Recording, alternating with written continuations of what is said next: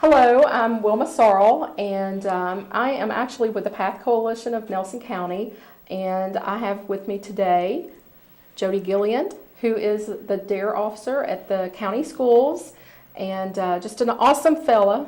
We just think the world of him. And we have our guest today, Trista Moran. She is a 6th grade student at Old Kentucky Home Middle School. The reason we have Trista today was because the recent events that led to a young 12-year-old taking her life from bullying. She was a friend of Reagan's, and she drew some pictures, and we wanted to showcase those today on Channel 6 for the community to see. And we're going to have her to talk about those. And first of all, we have this one. Tell us a little bit about why you drew these pictures. Jody, do you mind holding that one up as well? Well, I drew these pictures because my friend Reagan, she killed herself because of bullying, and I don't think it's right that people should get bullied because of what other people think of them. I think that's wonderful. And I see one thing on here that stands out at me is that words, and you scratched out the word hurt, and you put words kill. How did you feel as you were doing this artwork? Well, I felt that words don't only hurt people, they can kill them. And the words that are around this young lady in the picture, I'm assuming this is probably Reagan, or a portrayal of Reagan. Mm-hmm. And she wanted people to just know that she was being bullied and to stop it. And the words that could ultimately hurt or harm or kill someone. Yes, to a certain extent. Jody, do you have any questions about that? I just think that's strong. It's a real good picture there. It's a strong message because I know even as a child I was bullied. I had red hair. I'm like, how can you bully somebody for red hair? You know, but those words hurt. And so I know if they hurt me, I know that the words that the kids are using now are stronger than just having red hair, you know, or wearing glasses. It's not just that anymore. It's going farther. What do you think about the social media aspect, about getting mean texts on phones and things like that? Well, I honestly think that you should use it for right purposes only, and you shouldn't try to hurt people because you should treat people the way you want to be treated. Coming from an 11-year-old student, so that's amazing. No wonder Trista was selected through K-Prep testing to go to Duke University this coming summer, and she's going to be part of the TIP program, and I have that as Talent Identification Program, and she's going to study mathematics this coming summer. So coming from an 11-year-old, the math adds up to her that bullying does not count. It should not count. It should be eliminated, correct? It should be nice words plus nice words equals 100%.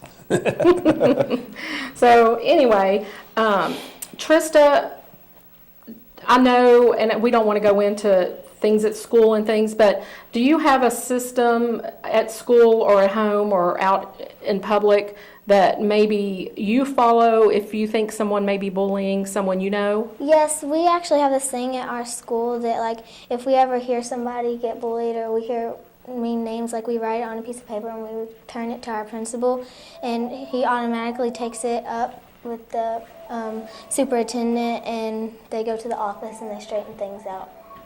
Awesome. That's cool. I think that's a great strategy for kids. And do you, are you happy that that happens? Have you ever had to use that? Yes, and me personally, I haven't had to use it because I usually try to stay away from that stuff, and I do what's right, and yeah. And I think Officer Jody Gilliand has some strategies too that he talks about in his DARE program, because I know I've taught Too Good for Drugs in Washington County, and there's some strategies, and I taught Too Good for Violence. There's some strategies with those, as with the DARE programs, that things do lead into drug abuse, maybe even cutting, or like you said, suicide.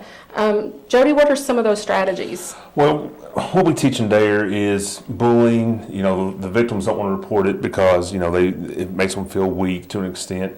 So, you know, the bystanders that are standing by and seeing it, we ask them to, you know, try to remember the 5 W's: when, where, who, why, what. So we want to, and to report that, so, you know, the school administration can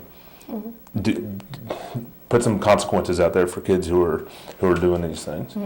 And I do know from my experience in teaching was that one of the big things, and you may be able to help me know if this is true, kids who walk in groups of others are less likely to be targets.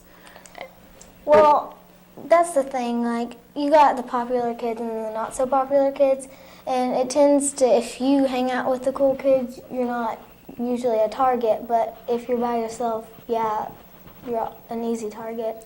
So how can a cool kid get a kid that they think is not so uncool to hang around that group? Well, I mean, you really can't. I mean, it's just the bullies that decide whether they want to bully you or not. Could the cool kids invite those kids to their group and surround him or her more? Yes. Because I think sometimes it's not a popularity thing. I think sometimes it's just either a boyfriend issue or a home issue, or, you know, that child was bullied before, you know, by someone else, so he turned into a bully, he or she. Maybe there's some other things, but I'm thinking, I know that sometimes that if you're in groups and you, as a group of friends, you say, I'm not going to allow somebody to be picked on, even if I don't know them. What do you think about that? Yeah, I think that's true. And honestly, you and your group of friends should always stick up for each other and not let anybody get to you. I agree. Very smart. Very. Jody, tell us a little bit about the DARE program, what you do in the county with that, and how it helps this age group. Well, DARE I teach in 5th grade, and what I do is I go to Foster Heights for 10 weeks, and there's different lessons. Confidence is big, bullying, how to handle stress positively, things like that. It's not just how to say no, it's numerous things. So I do that for 10 weeks, and then we have a big graduation, we have a party, and you know, I try to continue to talk to the kids and reinforce what I taught them in 6th grade, or 5th grade, excuse me. I do know from teaching drug prevention programs in the past that it's just a matter of someone going out and being in the schools and that presence. And I think, have you seen Officer Gilliand in the schools? Yeah. She's smiling, so apparently she's had him for DARE. What did you think? Yeah, he was a really good DARE teacher. He taught us a lot, and especially like with that writing piece and peer pressure, I think that's really helped me the most, of not following others and being a leader instead of a follower. That's good feedback right there. I think that's you can't take that. Exactly, and I think too is teaching kids about peer pressure, because it does lose their self-esteem. Kids tend to, every time you knock a child down, or even an adult, you lose a little bit of yourself, and which is your self-esteem, and then you're not as confident. And so I think a big piece of that is to get your confidence back. When I was a child, like I said, I was bullied. You probably were too. Oh no, you might have not been. I don't recall anything really bad. No. I did, and it was horrible, and I felt like every time I got bullied, I lost a piece of myself, and it was bad. And then I thought, you know what, and I had to mentally put myself in a different place and not allow it. There comes a point when I had to quit allowing it to happen. And so then somewhere along high school, I turned it around, and I'm like, I'm not going to get bullied. And I refused to put up with it. And then things got much better. And I just think that, I don't know if I had a stronger personality or whatever, but I think that sometimes you have to, as a person, mentally prepare yourself for certain things. But I don't know, what do you think, Reagan, or Trista? Yeah, I think that's true. You should build your self-esteem up and make sure you don't let stuff like that get to you. Yeah, I think so too. Do you have any comments about that? No. Come on, help me out, Jody. I'm trying to help you out. I could talk all day about this and just getting people, you just want them to get help and you want them to do the right thing. You know, I sometimes hear that, well, we reported it, but nothing was done. And, you know, dealing with the schools, I know how much each one of those school Me principals too. cares. They care about every student, and it's, they try their hardest to get the correct outcome. It's sometimes, you know, it's hard. I mean, just It the is. proof what you have, you know, you have to have the evidence that it happened. And again, a lot of people just really don't want to report it, and then it goes that far, and it's just so sad. So my big message would be, if you are feeling hopeless, then please keep talking. If you feel nothing's been done, continue to talk till the right outcome comes.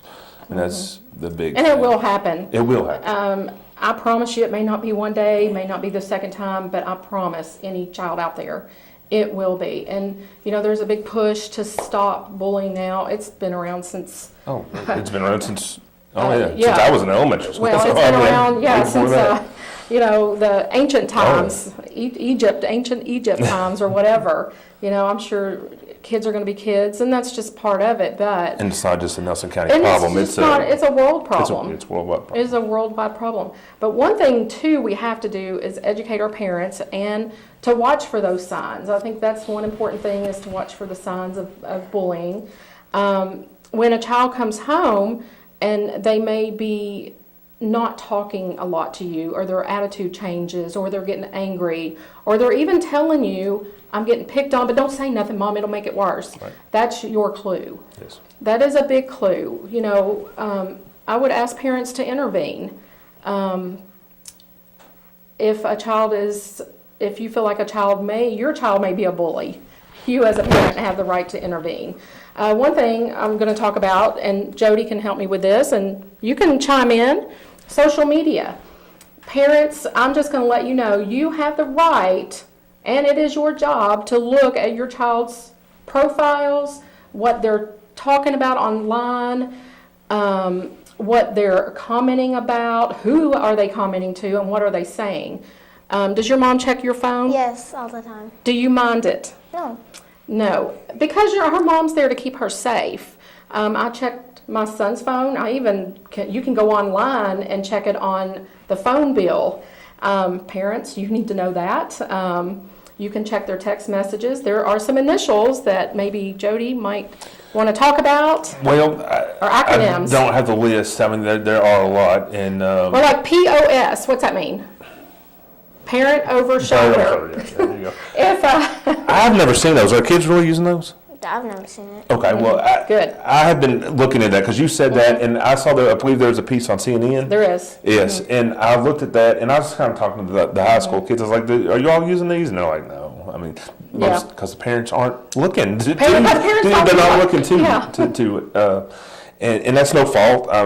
But parents should know their passwords to Yeah. to Facebook, Twitter, and you know, Facebook and Twitter, they all have a recommended age. So I mean, that's a thing to look at too, to see if Yeah. your child is mature enough to handle social media. And I think parents are the best judged of whether Yes. your child is mature enough to handle social media, because there's a lot of things happen that we don't know as parents. I know, you know, it was just starting to get out there when my child was in high school, but over the course of 5 years, every student has Facebook Yes. or Instagram or Snapchat. I want to tell you something. I was So- talking to the fifth graders yesterday, and I was showing them my SRO Jody page so they could come to me. Mm-hmm. Because a lot of kids will come to me and message me and say, "Hey, I'm having an issue," and I can try to handle it over Facebook. Kind of cool. But the problem was with the fifth graders, they're like, "Oh, Facebook's for old people." I was like, "Oh my gosh, are you serious?" So That is true. yes, so That is I've done true. that a lot. So there's a website called teensafe.com, which is going to tell parents, it'll tell parents what social media outlets the kids are using, because kids will change those really quick Yes. if they think parents are looking at them. But I would advise parents to put a locked password on their home computer or on the phones, they're only allowed to use certain sites. Because as a parent, it is my job to monitor that for my child. I'm, not going to tell another parent how to monitor that for your Right, child, right. but we're here to give suggestions to keep your kids safe. And we, like you said, there's numerous websites. You got Twitter, Instagram, gosh, there's so many right there's now. so many. And there's so many direct messaging, Kick and Yeah, Snapchat. Line and Yeah, Vine. what other ones are there? Is there any that Yeah, we're missing? No. Yeah, I mean, there's a lot out there, and And it's okay for parents if you feel like you need to talk to someone at the schools. Jody's always available. I know that if you think there's an issue, the principals are always available, the school counselors. They really, really know a lot about stuff. And let me tell you, kids, the schools watch your social media accounts. Don't think they don't. They can see it. They can pull it up. A police officer can pull it up. So, you really need to watch what you're putting on there and make sure it's nothing but positive things. that's right.